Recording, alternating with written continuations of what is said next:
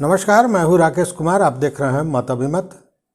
दोस्तों, बिहार नगर निकाय चुनाव का जो मामला सुप्रीम कोर्ट में है उसका फैसला 15 को आना है, 15 फरवरी को, और आज है 13 फरवरी।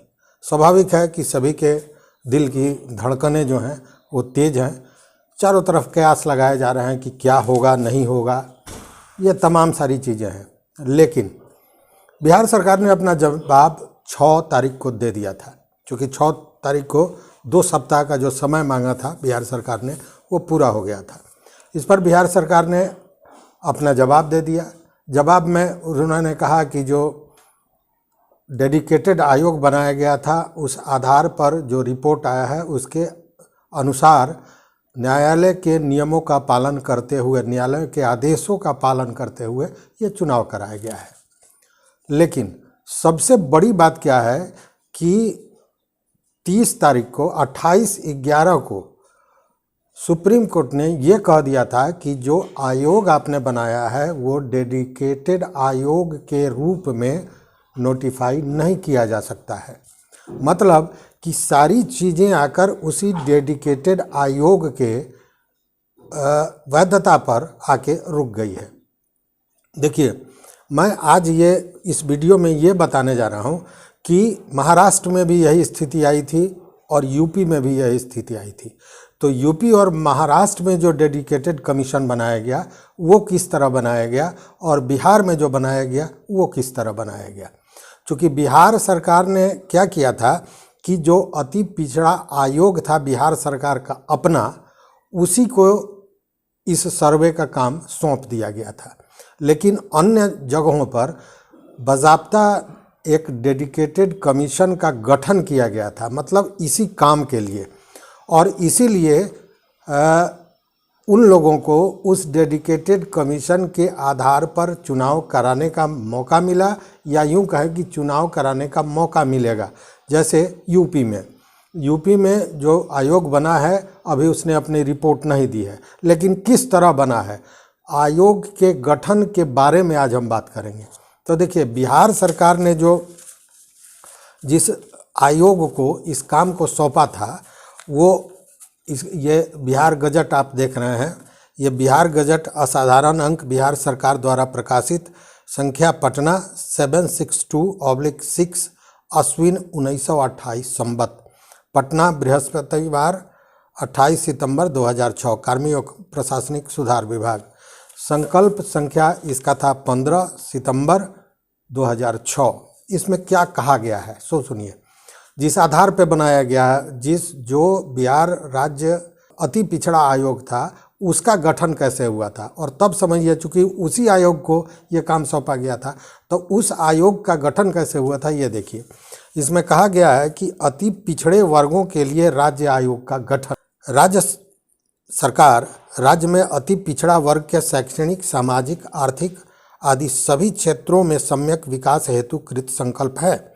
एक कल्याणकारी सरकार के रूप में राज्य सरकार का दायित्व होता है कि वह समतामूलक समाज की स्थापना हेतु समाज के सभी दबे कुचले वर्गों के उत्थान हेतु कल्याणकारी कार्य करे तथा समाज में सदियों से उपेक्षित और शोषित वर्ग को राष्ट्र की प्रमुख मुख्य धारा से जोड़ने का प्रयास करे। राज्य सरकार द्वारा इस पुनीत कार्य का शुभारंभ किया जा चुका है तथा सुशासन के कार्यक्रम के अंतर्गत किए जा रहे प्रयासों के तहत अति पिछड़े वर्गों के लिए राज्य आयोग बिहार सरकार के गठन का निर्णय भी राज्य सरकार द्वारा लिया गया है। उक्त आयोग में निम्नांकित पदाधिकारी राज्य सरकार द्वारा मनोनीत किए जाएंगे। अध्यक्ष 4 सदस्य, जिसमें 1 समाज विज्ञानी होंगे।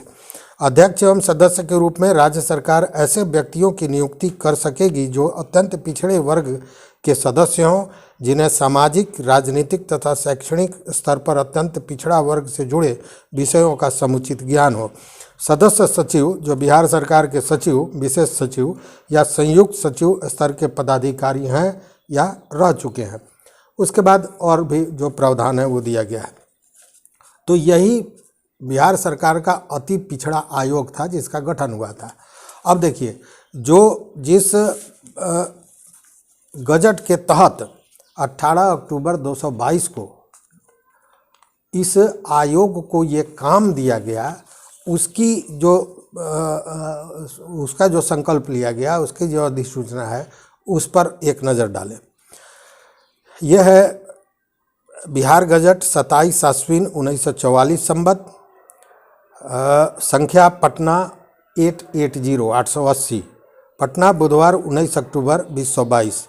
सामान्य प्रशासन विभाग, अधिसूचना 18 अक्टूबर 2022। अति पिछड़े वर्गों के लिए राज्य आयोग बिहार पटना के गठन संबंधी संकल्प संख्या 2641 दिनांक 15/9/2006 की कंडिका 2 में प्रदत्त शक्तियों का प्रयोग करते हुए उक्त संकल्प की कंडिका 3 में निर्दिष्ट कृत्यों के निष्पादन हेतु डॉक्टर नवीन कुमार आर्य, फ्लैट संख्या 202, राधिका अपार्टमेंट, आनंदपुरी, पटना को राज्य स्तर पर गठित अति पिछड़े वर्गों के लिए राज्य आयोग बिहार पटना के अध्यक्ष पद पर 3 वर्षों के लिए नियुक्त किया जाता है। यह आदेश पदभार ग्रहण की तिथि से प्रभावी माना जाएगा। बिहार राज्यपाल के आदेश से मोहम्मद सोहेल, सरकार के विशेष सचिव। अब देखिए, जो वो गठन हुआ था शैक्षणिक, सामाजिक और आर्थिक आदि सभी क्षेत्रों के सम्यक विकास के लिए। इसमें यह कहीं नहीं कहा गया था कि राजनीतिक रूप से पिछड़ेपन को लेकर जो अति पिछड़े वर्ग की जातियां हैं उनको चिन्हित करना है, ये मामला है। यहाँ भी जो ये दिया गया है, ये 3 वर्षों के लिए दिया गया है और इसके अध्यक्ष बनाए गए हैं नवीन कुमार आर्य, जो शुद्ध राजनीतिक व्यक्ति हैं। जबकि अगर आप देखें उत्तर प्रदेश में कि उत्तर प्रदेश में किस तरह का बनाया गया। अब देखिए उत्तर प्रदेश में क्या है। उत्तर प्रदेश में जो अधिसूचना जारी की गई है, उसमें दिया गया है कि उत्तर प्रदेश सरकार एतद द्वारा माननीय उच्च न्यायालय द्वारा के कृष्णमूर्ति बनाम यूनियन ऑफ इंडिया 2010, विकास किशन राव गौली बनाम महाराष्ट्र राज्य 2021 एवं सुरेश महाजन बनाम मध्य प्रदेश राज्य 2022 द्वारा प्रदत्त निर्देश के अनुसरण में जनहित याचिका संख्या 878/2022 वैभव पांडे बनाम उत्तर प्रदेश राज्य व अन्य में माननीय उच्च न्यायालय इलाहाबाद लखनऊ खंडपीठ द्वारा पारित आदेश दिनांक 27/12/2022 के क्रम में उत्तर प्रदेश राज्य के अंतर्गत नागरिकों के अन्य पिछड़े वर्गों के संबंध में स्थानीय निकायों में विवक्षाओं की समकालीन सख्त अनुभवजन्य जांच करने तथा पिछड़ेपन की प्रकृति एवं प्रभावों का अध्ययन करने एवं अनुशंसाएं प्रदान करने हेतु विशिष्ट आयोग का गठन निम्नानुसार करती है। यह आयोग उत्तर प्रदेश राज्य स्थानीय निकाय समर्पित पिछड़ा वर्ग आयोग के नाम से जाना जाएगा। इस आयोग का कार्य क्षेत्र संपूर्ण उत्तर प्रदेश होगा। आयोग की गठन की अधिसूचना उत्तर प्रदेश राजपत्र में प्रकाशित की जाएगी। आयोग का कार्यकाल गठन की अधिसूचना के प्रकाशन के दिनांक से 6 माह का होगा। मतलब अब इसमें देखिए कि बाज़ाब्ता दिया गया है कि किन कार्यों के लिए होगा, उसका क्षेत्र क्या होगा, ये सारी चीज़ें इसमें दी गई है और केवल उसी काम के लिए। वहीं इसमें आयोग का कार्य क्षेत्र भी दिया गया है कि उत्तर प्रदेश पिछड़ा वर्ग कल्याण आयोग निम्न विषय पर अध्ययन करते हुए उत्तर प्रदेश शासन को अपने सुझाव एवं अनुशंसाएं प्रस्तुत करेगा। अब क्या काम करेगा इसमें स्पष्ट दिया गया है। इस आयोग का जो गठन हुआ है इसमें दिया गया है कि प्रदेश के स्थानीय नगरीय निकायों के आसन्न सामान्य निर्वाचन के पूर्व सभी स्थानीय नगरीय निकायों तथा समय समय पर नवगठित अथवा सीमा विस्तारित स्थानीय नगरीय निकायों में राज्य सरकार द्वारा संदर्भित किए जाने पर स्थानीय नगरीय निकायों के अन्य पिछड़े वर्ग के प्रतिनिधित्व एवं संदर्भ में अनुभाविक जांच एवं अध्ययन करते हुए राज्य सरकार को पिछड़े वर्गों के निकायवार एवं अनुपातिक आरक्षण के संदर्भ में अनुशंसा प्रस्तुत करना है। कितना क्लियर कट है कि क्या करना है, किस तरह करना है। और देखिए ये तो नियमावली करके उसका गठन कर दिया गया। अब गठन के सदस्य कौन होंगे, अब इन सदस्यों पर भी जरा ध्यान दीजिए, ये बड़ा महत्वपूर्ण है।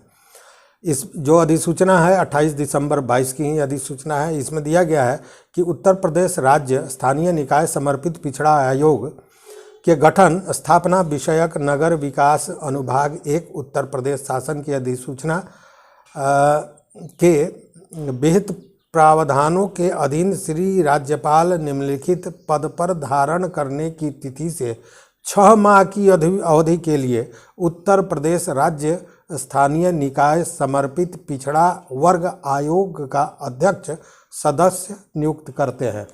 किसको किया गया नियुक्त, तो देखिए सबसे पहले जो अध्यक्ष होंगे माननीय न्यायमूर्ति सेवानिवृत्त राम अवतार सिंह, ये अध्यक्ष है। श्री चोभ सिंह वर्मा सेवानिवृत्त IAS सदस्य हैं। श्री महेंद्र कुमार सेवानिवृत्त IAS सदस्य हैं। श्री संतोष कुमार विश्वकर्मा भूतपूर्व अपर विधि परामर्शी, ये भी सदस्य हैं। और श्री ब्रजेश कुमार सोनी पूर्व अपर विधि परामर्शी एवं जिला जज, अवकाश प्राप्त जिला जज, ये भी इसके सदस्य हैं। तो इस तरह इसका गठन किया गया। तो आपने देख लिया होगा उत्तर प्रदेश की अधिसूचना जो जारी की गई उसमें क्या था, बज़ाब्ते इसी काम के लिए कार्य क्षेत्र, काम का कौन काम करना है, कितने दिनों के लिए, 6 महीने के लिए मात्र। चूँकि जो इसका सर्वे करना है, इसमें अनुमान लगाया कि गया कि 6 महीना तो लगेगा ही, 3 महीना से ज़्यादा लगेगा, तो 6 महीने के लिए इसका गठन किया गया। और उसी तरह नाम बाज़ाब्ता दिया है जिसमें सेवानिवृत्त न्यायमूर्ति को रखा गया, IAS पदाधिकारियों को रखा गया, विधि से संबंधित जानकारों को रखा गया, इन सारे चीज़ों को रखा गया। और बिहार सरकार में जो बनाया गया 2006 के आधार पर, उसकी अधिसूचना में ऐसी कोई बात नज़र नहीं आती है जो मैंने आपको पढ़कर पूरी तरह सुनाया था।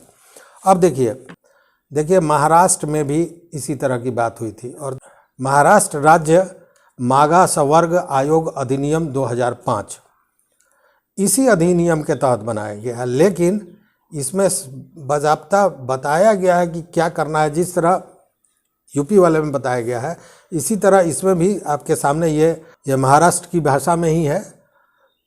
इन exercise of the power conferred by clause F of sub section 1 of section 9 of the Maharashtra state commission for backward classes act 2005, the government of Maharashtra hereby declared that the Maharashtra State Commission of Backward Classes, a commission constituted under this act, as a dedicated commission of perform certain function relating to reservation in local bodies, and for that purpose entrusts the following function terms of reference in view of paragraph number 12 of the judgment dated 4th March 2021 delivered by Honorable Supreme Court in writ petition by Vikas Kishan Rao Gawli versus State Maharashtra and others। मतलब ये महाराष्ट्र में जो चुनाव हुआ था उसी पर गावली द्वारा ये सुप्रीम कोर्ट में मामला लाया गया था। और उसके बाद जो सुप्रीम कोर्ट ने जो अपना आदेश दिया है उस आधार पर ही ये बनाया गया है डेडिकेटेड कमीशन, जबकि बिहार में ऐसा नहीं है। जो आपने देखा उससे आपको स्पष्ट समझ में आ गया होगा। अच्छा, इसमें देखिए, इसमें टर्म्स ऑफ रेफरेंस दिया गया है जिसको आप देखेंगे कि टोटल चीज़ें एकदम क्रिस्टल क्लियर है कि क्या करना है, कैसे करना है। ये बाज़ाब्ता है। To a certain proportion of population of backward classes of citizens in rural area, that is village, taluka, district wise, and in urban areas, that is ward wise, in municipal corporation, municipal council, Nagar Panchayat, in the state of Maharashtra in the basis of record, report, survey and other available data. The investigate that other matters as the state government may hereafter refer to the commission in the context, to submit the report to the state government by recording the facts and observation and hereby making suitable recommendations, वो ये तमाम चीज़ें दी गई है। कहने का मतलब यह है कि जिस कमीशन के आधार पर, डेडिकेटेड कमीशन, समर्पित आयोग के आधार पर ये करना था, वो जब गावली के मामले में, गावली और स्टेट ऑफ महाराष्ट्र के मामले में सुप्रीम कोर्ट ने यह ऑर्डर दिया था कि बिना डेडिकेटेड आयोग के ट्रिपल टेस्ट के आप चुनाव नहीं कराएंगे, मतलब उसी आरक्षण के तहत आप चुनाव कराएंगे। उसके बाद महाराष्ट्र गवर्नमेंट ने डेडिकेटेड कमीशन का गठन किया था। उसी तरह यूपी में जब अभी जब चुनाव की तैयारी पूरी हो गई, डेट भी आने को था, उसी समय एक मामला गया कोर्ट में और इलाहाबाद कोर्ट ने भी वही सुप्रीम कोर्ट के बात को मानते हुए चुनाव कराने की बात कही, जो बातें बिहार सरकार को कही गई थी। और उसके बाद यूपी सरकार ने जो डेडिकेटेड कमीशन बनाया, समर्पित आयोग बनाया, किन किन लोगों को रखा, ये सारी चीज़ें आपके सामने हैं। और बिहार सरकार ने किस तरह बनाया वो भी आपके सामने है। अब ऐसी स्थिति में आप स्वयं निर्णय लें, तो अब आप इस पर खुद फैसला करें कि क्या इस डेडिकेटेड जो कमीशन, जिसे बिहार सरकार डेडिकेटेड कमीशन कहती है और सुप्रीम कोर्ट ने पहले ही कह दिया है कि डेडिकेटेड कमीशन के रूप में इस कमीशन को नोटिफाई नहीं किया जा सकता है, ऐसी स्थिति में क्या सुप्रीम कोर्ट इसे इसके आधार पर किए गए चुनाव को वैध मानेगी? ये खुद सोचने वाली बात है। तो मुझे लगता है कि डेडिकेटेड कमीशन को लेकर सारी चीज़ें स्पष्ट हो गई होंगी। डेडिकेटेड कमीशन मतलब जैसे आपने यूपी में देखा 6 महीने के लिए बनाया गया, क्या काम करेगी, किस तरह काम करेगी, अपना रिपोर्ट किस किस आधार पर उसे बनाना है, ये सारी चीज़ें स्पष्ट है। उसी तरह महाराष्ट्र वाले में भी स्पष्ट है, लेकिन बिहार सरकार में ऐसा कुछ भी नज़र नहीं आता है। सोचना आपको है, क्योंकि कई मित्रों ने मेरी इस सूचनाओं को कहा है कि आप गलत बोल रहे हैं। ये मैंने पूरे कागजात के साथ इन चीज़ों को आपके समक्ष रखा है। अब आपको देखना है, आपको तय करना है, और न्याय तो सुप्रीम कोर्ट का होगा ही कि क्या इस डेडिकेटेड आयोग, जो बिहार सरकार जिसे डेडिकेटेड आयोग कह रही है, इस आधार पर हुए चुनाव को वैध माना जाएगा अथवा नहीं। फैसला सुप्रीम कोर्ट को करना है। मेरा काम है केवल सूचनाओं को, सही सूचनाओं को आप तक पहुंचाने का। तो देखते रहिए मत अभिमत। अगर चैनल पर नए हो तो निश्चित रूप से सब्सक्राइब कर लीजिए और वो जो बेल आइकॉन है उसको दबा दीजिए, ताकि हम जो सूचना दें वो सबसे पहले आपके पास पहुँचे। तो देखते रहिए मत अभिमत। बहुत बहुत धन्यवाद, कोटिशः आभार।